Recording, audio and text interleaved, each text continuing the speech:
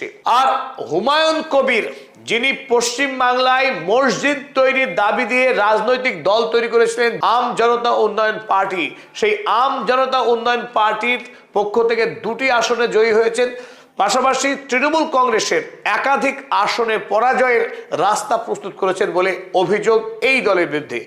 এখন যেটা আসল প্রশ্ন, এই নির্বাচনের বিজেপি দলের পক্ষে প্রধানতম এজেন্ডা ছিল মুসলিম সম্প্রদায়ের বিরুদ্ধে অভিযোগ এবং মুসলিম সম্প্রদায়কে বাংলাদেশি, ঘুষপেটিয়া ইত্যাদি ইত্যাদি প্রত্যক্ষ পরোক্ষভাবে বিজেপি দলের ছোট বড় মেজো সেজো প্রতিটি নেতার হাবে ভাবে একটি অভিযোগ ছিল যে পশ্চিমবাংলার যে মুসলিম সম্প্রদায়ের মানুষ তারা এই রাজ্যের জন্য বিপদ, সুতরাং তাদের বিরুদ্ধে এই 70% হিন্দু সম্প্রদায়ের মানুষকে ঐক্যবদ্ধ হতে হবে, কনসলিডেট হতে হবে।